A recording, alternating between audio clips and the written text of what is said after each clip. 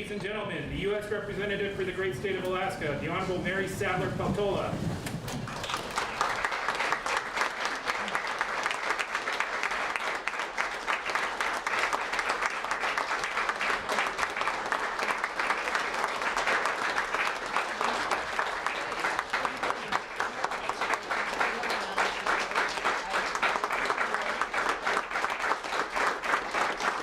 Good morning.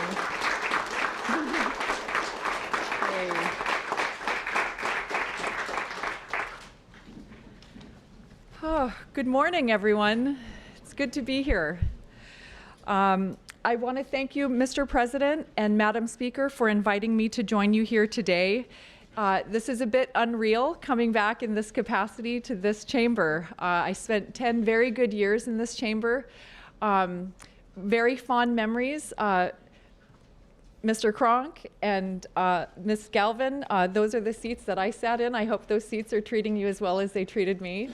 It's just great to be here. I want to take a brief moment and recognize my husband, Gene Peltola Jr., my daughter, Nora Nelson, my son, Job Nelson, in the Taylor Gallery. I couldn't do this work without the support of my family. My two youngest kids are here with us today. They go to JDHS and they're Crimson Bears here, right here in Juneau. So thank you.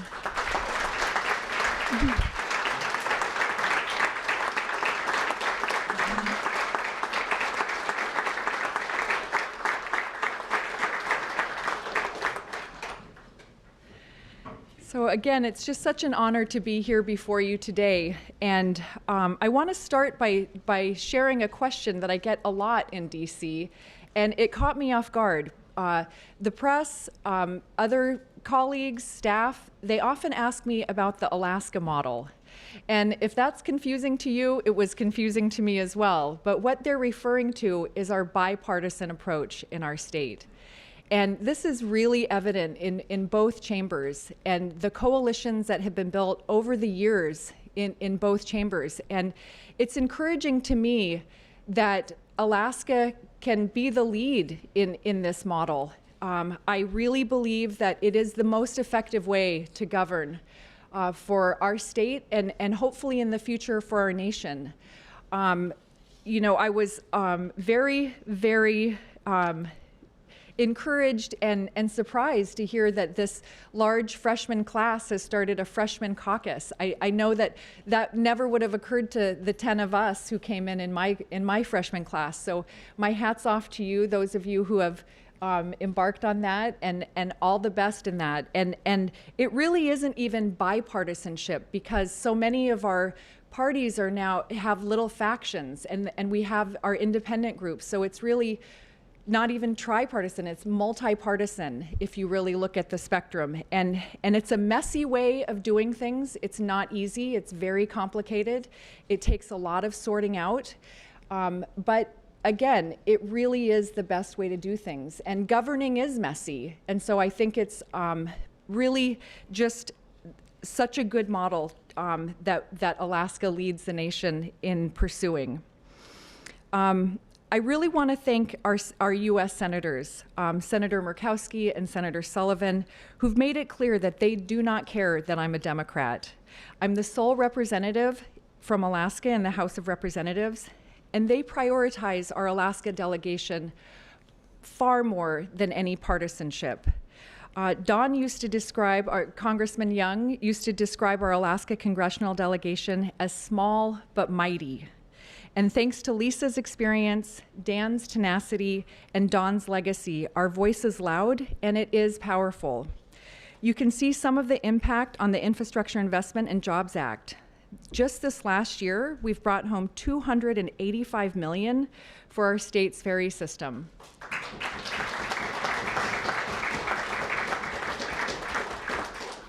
We've also brought home $136 million in grants for broadband and rural internet, and $332 million in funding for Alaska and Arctic defense.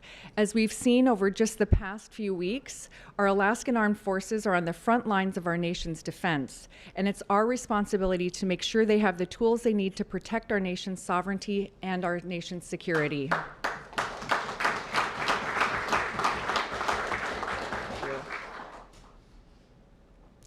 Making DC work for Alaska is our delegation's job, and I'm proud to take up that work.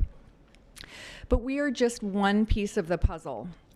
The work that you're doing here in the Capitol building in both chambers will shape Alaska for the next generation. Will we invest in our youngest and care for our oldest? Will we fund a public workforce that encourages people to live, stay, and retire in Alaska? Will we build an internet system that brings telehealth, vocational training, and human connection to all Alaskans? Will we fortify our grid and build a diverse, renewable economy that lowers energy prices? I hope that the answer is yes. Our delegation has made a real down payment on this future, and together I know we can make this happen. One of the reasons Alaska has such a loud voice is that we know the value of speaking in one voice. I want to thank the governor for reaching out to me early in my tenure. We quickly found common ground when Typhoon Merbok barreled through western Alaska. Alaskan leaders acted fast as one to prioritize the immediate safety of all Alaskans in the region. Then we worked together to fund the rebuilding efforts, lobbying the president to approve 100% federal cost share for the first 30 days of emergency assistance. I'm really proud of the work that we did on Typhoon Merbok, and it's a continuing effort as we work to make sure that FEMA is responsive to Alaskans. Another area where our delegation and the governor are all in concert is our support for the Willow Project.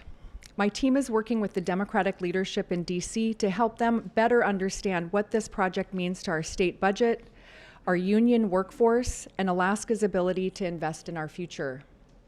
I'm asking them to speak to the President and the Department of Interior in one voice in strong support of this project. When Senator Sullivan spoke in this chamber last week, he requested a resolution supporting the project, and I'm asking the same from all of you.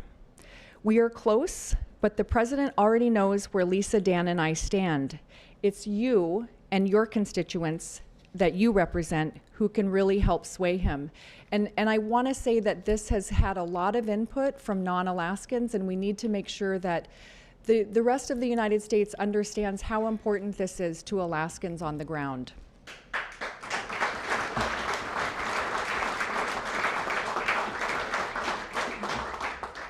The President understands our country's need for gap oil. He said as much during his State of the Union last week. And Alaskans feel the need when we fuel up our boats and airplanes in the summer and fall, and when we heat our homes with stove oil in the winter, and when all of you assemble to negotiate our budget that meets our constitutionally mandated obligations to every resident of Alaska. But gap oil is only gap oil if it serves as a bridge between our current needs and our future renewable capabilities. Make no mistake, we must reckon with the impacts of fossil fuels. Every year, Alaskans see our ice melting. We suffer through choking summer wildfires. We watch as our houses sink into the permafrost. And we are on the front lines of this battle, and we must invest in a renewable future. In that future, we continue to lead in the energy sector as we cultivate our wealth of renewable energy resources. And in that future, Alaskans won't be paying 3 or 5 times more than our friends in the lower 48 just to go to work, get our kids to school, or warm our homes.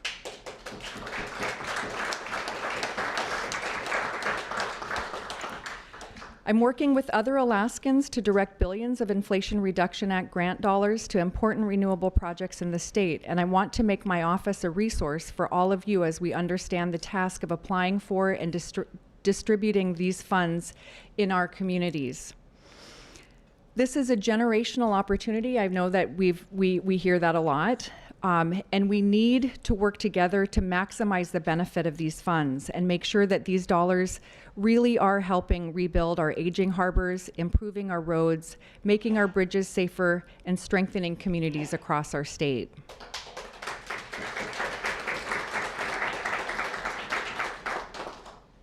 I feel very confident after meeting with all of you yesterday in our various groups that this legislature is ready to build an Alaska that invests in a new generation to live and work in our state. We all know a few people who came up for one summer and stayed a lifetime. My dad was one of those people, but this is not necessarily the trend anymore. Now, out-migration is the norm. I know this is very much top of mind for all of you. Alaskans move to the lower 48 for school or for work and never come home. Others want to move here or stay here, but worry about how they'll educate their kids, buy a home, or retire comfortably. We need to make it easier and more affordable to live, work, and raise families here. As a mom, I can tell you when I had dependable childcare, those were the times when I felt most able to work and contribute to my community. I promise to work with all of you to bring down the overall cost of living that's strangling our economy and pinching all of our wallets. Stemming the tide of out-migration also requires that we invest in ourselves, in our education, and in our workforce. This includes the workers who care for our elders in facilities across the state and for all of our children. This includes the union workers who build our ice roads, fight our fires, care for us when we're ill, and deliver our packages. It includes our indispensable public employees, teachers, police officers, and SNAP administrators, many of whom are not eligible now for Social Security.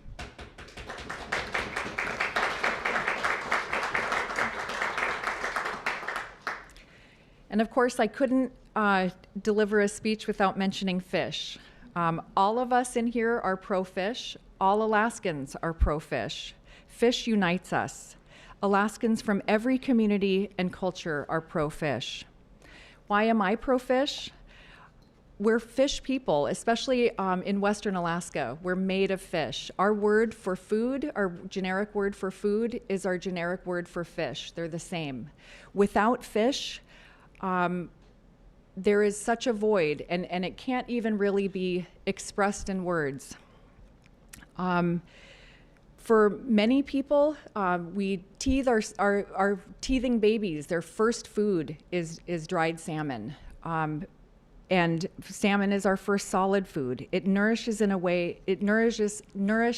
in a way that nothing else can. And when it's gone, we feel it very deeply. Thinking about getting home to go fishing this summer has really pulled me through a lot of the long and weird days in Washington, D.C., and I'm very much looking forward to fishing again in the summer.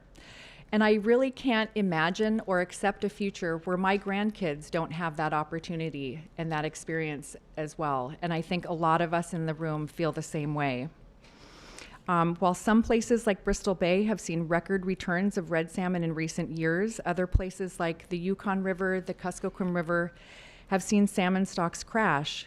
And in Southeast Alaska, we've seen very diminished herring fishing stocks and hooligan stocks. This is really multi-species felt around the state. Climate change, bycatch, inadequate research funding, and an antiquated management system have left us with ecosystems very much on the brink of collapse. Our economy depends on our fish, and our cultures depend on fish. All Alaskans depend on fish. Fish was the sole reason we pursued statehood. Please join me in fighting for our fish. Our future depends on it.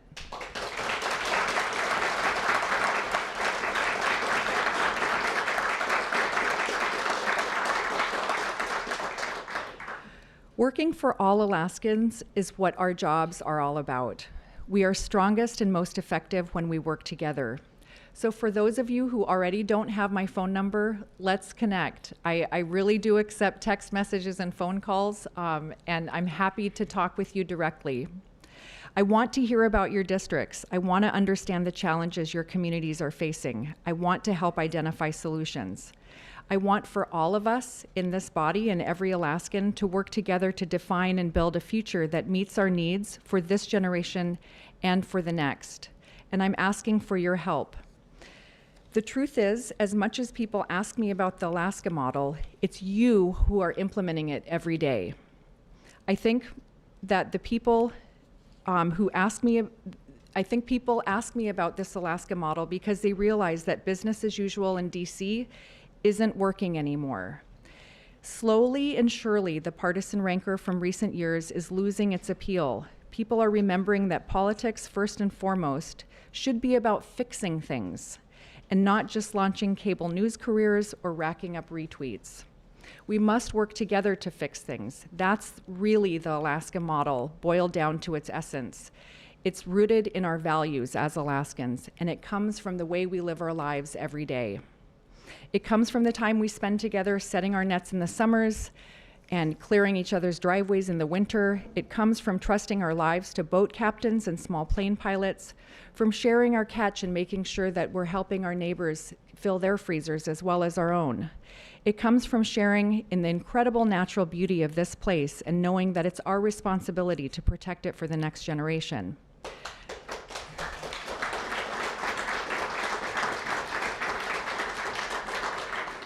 So with that, I just want to conclude by saying the Alaska model is working, people are paying attention, and keep up the good work. That's it.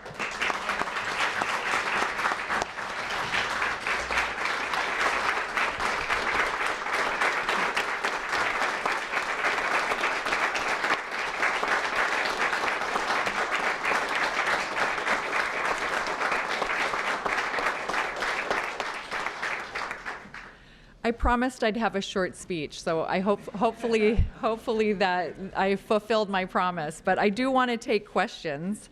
So with that, Mr. Speaker, or Mr. President, if that's okay with you, I'll receive some questions. Absolutely, Congresswoman. Okay. Elise Galvin, Representative Galvin. Thank you so much, Representative, and what an honor it is to be sitting at a desk where you once sat, and I'm so grateful to have you representing our state. I do have a question for you. You touched on it a little bit about the state's responsibilities to be fiscally prudent, but also make sure that we're delivering our promises that are in the Constitution, everything from education to healthcare, and also making sure that we properly take care of our work in helping with investments in Alaska and revenue sources, everything with public safety and VPSOs, all of that work. And my question to you is really related to some legacy decisions that we have to make here as a body, really difficult long-term decisions that we're wrestling with.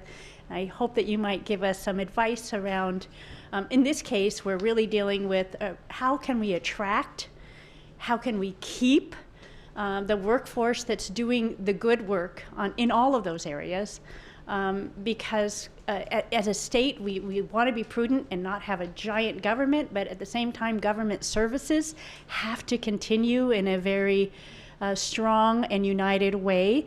So I'm asking you to help us, give us some advice around making legacy decisions that will require truly political courage beyond what will be our next election. Thank you. Thank you, Representative Galvin. That really is where the rub is I know that you can't bind future legislatures, and we do answer to our constituencies, and people are really watching this. In terms of retirement systems, one of the things I didn't mention in the speech, but I'm I'm very much tracking and very much interested in, is the GPO WEP issue, because many of our state employees are not able to benefit from Social Security, or they're very, very penalized to a very high percentage, as much as 3/4 of what they should have been receiving in their Social Security. It's withheld. And this is not in every state. This is only in a handful of states, which makes it more challenging. I think that's why this hasn't been addressed at the federal level. I'm one of 135 co-sponsors on the legislation to address GPO WEP, but I understand that the retirement system in Alaska is a very big issue, and I applaud the governor for ratcheting back on some of the requirements for 4-year degrees, but that's not going to address the teacher shortage. And I think that many teachers are looking at that retirement issue. And I just really want to be careful that I'm not in any way perceived as part of the federal overreach problem, or flying in from DC telling Alaskans how Alaskans should do things. Yeah, but I very much sympathize with this, and I think as an Alaskan and as a parent of 2 still yet in high school students, I'm watching with great interest how this is tackled this session. And hopefully it is tackled in this term and we're not pushing it down the road. Yeah.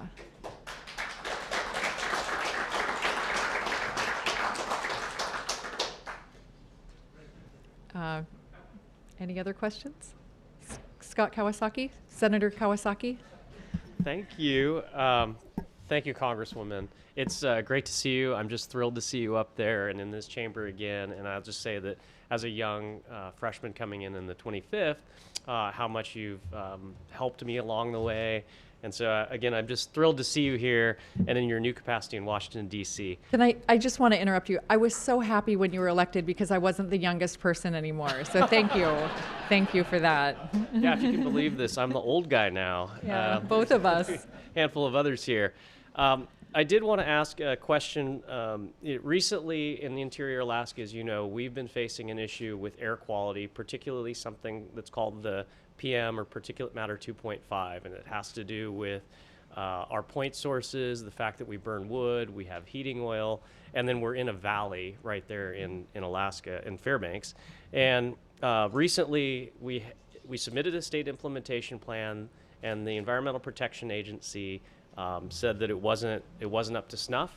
That could potentially have impacts when it comes to transportation funding in interior Alaska. Of course, a lot of military folks, military bases up there.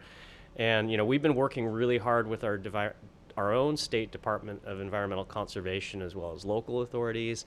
And I want to know what you're working on or how you can help, and then what suggestions you'd give to us as a state when it comes specifically to EPA and air quality issues in Fairbanks. Thank you. Thank you, Senator Kawasaki. I know this is a very complicated issue and one that people in Fairbanks have been grappling with for decades now. I know that there have been improvements made on wood-burning stoves. I will tell you that this is the delegation's top issue right now with the EPA. And our delegation, we meet not on a regular basis. We've been meeting quite a bit on Willow, and this is the only other topic that we've talked about besides Willow. It is a very big concern for me, and I know that Senator Murkowski is working on this, and it is at the top of her priority list as well. And we are going to do everything we can to explain to the EPA that we need to make sure that we're not penalizing Alaskans. We're not going to be making life even more expensive for them or jeopardizing our F-35s, I think it is. Yeah. So there's a lot at play here. Thank you, Senator Kawasaki. All right.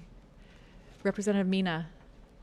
Thank you, Congresswoman Peltola. I really appreciate you coming to speak to us today and for talking about the freshman caucus. Really appreciate those words, especially given that with our freshmen, this is one of the biggest class of freshmen we've ever seen in the Alaska Legislature.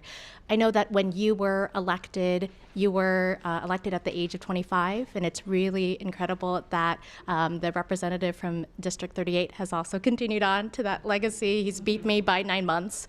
I'm wondering, now that you are in Congress and you're serving your first year, what advice do you have as a freshman to our freshmen? Thank you. That's great. One of the best pieces of advice I received was from Chancey Croft through Eric Croft, and they both served in the legislature. And one of the things that really stuck with me was Chancey said, in the state legislature, you've got to have 59 best friends to get things done. And I think that's true. I think that we have to make human connections with people in order to get in a position where we can problem solve, whether that's breaking bread or talking about cats, whatever it is that helps bind people. For end of session negotiations, another thing that stuck with me was when former Speaker Ben Grusendorf was putting together our end of session package. And, we're all human. There were people who wanted, revenge, these end of session deals. And he said, no, everybody has to save face. And I think that's a real valuable lesson that was very, it really stuck with me as a legislator. And then, of course, just making sure that you're not overdoing it, that you're saying no to some things. It's just impossible to say yes to every meeting and go to every event and read every piece of legislation. Just pacing yourself. It's a marathon. Yeah. So thank you for that.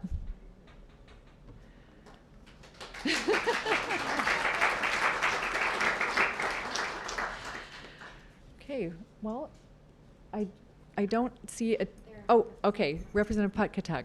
Thank you, Congresswoman Peltola, for joining us today. You hit on a few things that were relevant, to me at least, as far as underlining local voices for local choices.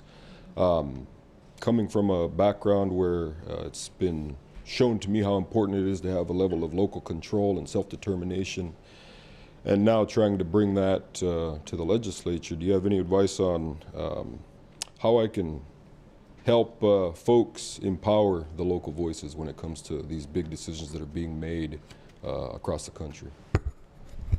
No, that is really good. And again, I am asking for the bipartisan resolution to take back with me to DC, but I think that really elevating the stories at the local level means a lot. I think the local social license to operate is really important. And clearly, for Willow in your area, there is broad-based support. And yes, there are outlying voices of dissent. There usually are when we're talking about various projects, but there is such consensus in the region and across Alaska that this project is a good project.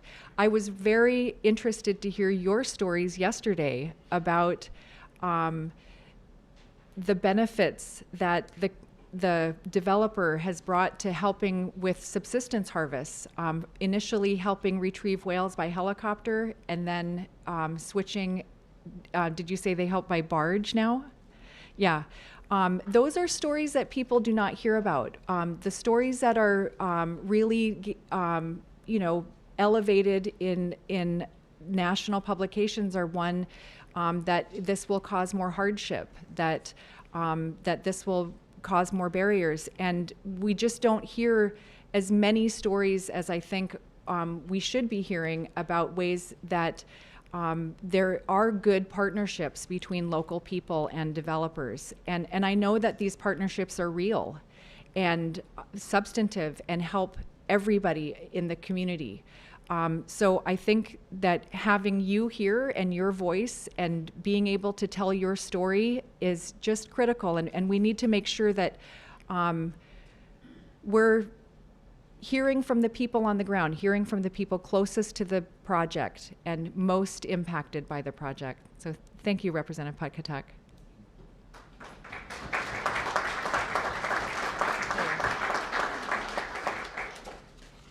Well, I am very, okay. One more, Representative Allard. Thank you, Representative Allard of Eagle River. So yesterday when we had our caucus meeting and you had come in to address us, thank you for being here today.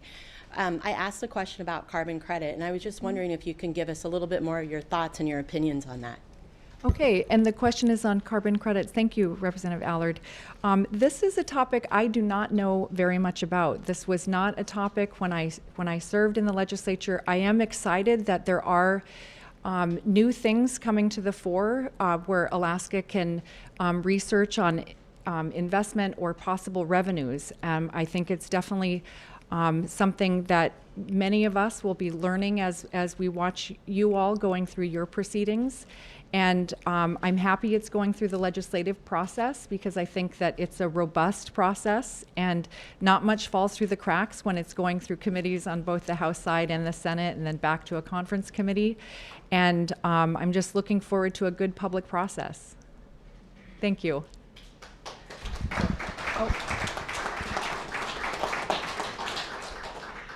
Senator Hoffman. Thank you, Congressman Peltola. I'm not going to get up here and ask you for any advice because I've been here long enough, but but I would like to take this opportunity to thank you for your commitment and mentioning how important salmon are to the people of Alaska. You know, we grew up together. You as a smaller child than I, but fished on the Kuskokwim in many of the same areas. But it is a way of life that is on the brink of extinction, a way of life where people on the Kuskokwim and the Yukon travel to their fish camps in the summertime, teach their children and grandchildren how to prepare, catch, cut, and smoke salmon for the winter. And I believe that this is of the highest importance for food security for many of the people that live and live on the Kuskokwim and the Yukon and all areas of the state. So they prepare their salmon, and that is a large part of their winter stock. So I just want to thank you for mentioning it and showing how important salmon are to the people throughout the state of Alaska, not only for sports, subsistence, but commercial as well. Thank you very much. Thank you, Senator Hoffman.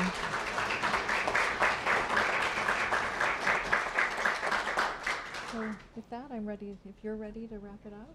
Thank you very much, Congresswoman Peltola. Thank you for being here. Thank you.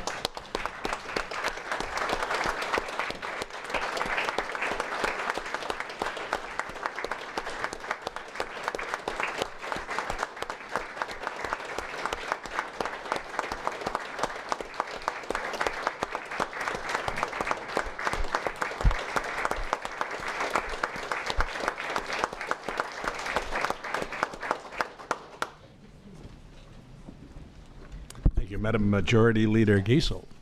Mr. President, I move that the joint session be adjourned. Thank you. Without objection, the joint session is adjourned. The House will stand at ease.